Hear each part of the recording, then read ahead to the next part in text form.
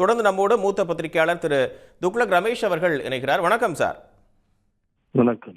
அதிமுக பொதுச் செயலாளர் எடப்பாடி பழனிசாமி திடீர்னு டெல்லி பயணம் மேற்கொள்கிறார். அதிமுக பாஜக கூட்டணி குறித்தான ஒரு தொடக்க புள்ளியா இதை பார்க்கணுமா, அல்லது சற்று முன்பாக திரு பிரியன் அவர்கள் கூறியது போல ஓபிஎஸ் சசிகலாவை சேர்த்துக்கணும், கட்சிகளை சேர்த்துக்கணும் அப்படின்னு பாஜகவிலிருந்து தலைமை அழுத்தம் கொடுக்கறாவும் தெரியுது, அது வேண்டாம் அப்படின்னு நிராகரிக்கிறதுக்காக போகலாம் அப்படின்ற அவர் கருத்தை முன் வச்சிருக்காரு. உங்களுடைய பார்வை?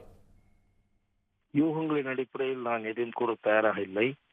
பாரதிய ஜனதா கட்சியினுடைய முக்கியஸ்தர்கள் யாரையாவது திரு எடப்பாடி பழனிசாமி சந்தித்தால் அந்த சந்திப்பு குறித்து அதிகாரபூர்வமாக புகைப்படமோ தகவலோ வெளிவந்தால்தான் இது குறித்து கருத்து கூற இயலும். அப்போதுதான் திரு எடப்பாடி பழனிசாமியின் நிலையில் மிக தெளிவான மாற்றம் ஏற்பட்டிருப்பதாக நாம் பார்க்க முடியும். கடைசியாக திரு எடப்பாடி பழனிசாமி அவர்கள் அளித்த ஒரு பேட்டியின் அடிப்படையில் தான் பாரதிய ஜனதாவோடு நெருங்குவதற்கு அவர் தயாராக இருக்கிறாரோ என்று நாம் யூகித்தோம். கடைசியாக அளித்த ஒரு பேட்டியில் திராவிட முன்னேற்ற கழகம் மட்டும்தான் எங்களுக்கு எதிரி என்று அவர் கூறியிருந்தார். பாரதிய ஜனதாவை பற்றி கூறவில்லை. அதன் அடிப்படையில் பாரதிய ஜனதாவுடன் சேருவதற்கு அவர் தயாராகிவிட்டாரா என்று ஊடகவியலாளர்கள் யூகிக்க துவங்கி இருக்கிறார்கள். ஆகவே இப்போது அவர் டெல்லி சென்றிருப்பது எதனால்? பாராளுமன்ற கட்டிட தலைநகரிலே கட்டப்பட்டு வருகிற அதிமுக அலுவலகத்தை பார்வையிடுவதற்கா, தேர்தல் கமிஷன் முன் உள்ள வழக்கு குறித்து ஆலோசிப்பதற்கா, அல்லது பாரதிய ஜனதா கட்சியினுடைய உறவை புதுப்பித்துக் கொள்வதற்கா என்பது யாரையாவது சந்தித்து அந்த சந்திப்பு அதிகாரபூர்வமாக தெரிவிக்கப்பட வேண்டும். அதிகாரபூர்வமற்ற முறையில் சந்தித்து விட்டு அவர் அந்த படமோ அந்த செய்தியோ வரவில்லை என்றால் டெல்லியிலோ அல்லது சென்னையிலோ நிருபர்கள் நிச்சயமாக அவரிடம் கேள்விகளை எழுப்பக்கூடும். அதன் பிறகுதான் இது குறித்து நாம் ஒரு முடிவுக்கு வர முடியும் என்று நான் பார்க்கிறேன்.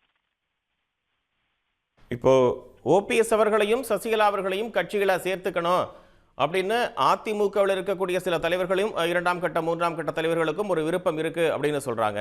பாஜகவிலிருந்தும் ஒரு அழுத்தம் கொடுக்கப்படுது அப்படின்னு சொல்லப்படுது. இவை குறித்து பேசுறதுக்கான வாய்ப்பு இருக்கா அப்படின்னு பாக்குறீங்க? பாரதிய ஜனதா இந்த விவகாரத்தில் கருத்து கூறுவது என்பது கூட்டணி உருவாகிற சூழ்நிலையை பொறுத்துதான் அது பற்றி அவர்கள் முடிவு எடுப்பார்கள். இப்போதைக்கு திரு ஓபிஎஸ், திரு டிடிவி தினகரன் ஆகியோர், திருமதி சசிகலா நீங்களாக நான் சொல்லுகிறேன், திரு ஓபிஎஸ், திரு டிடிவி தினகரன் ஆகிய இருவரும் பாரதிய ஜனதா கட்சியின் நேச கட்சியாக இருக்கிறார்கள்.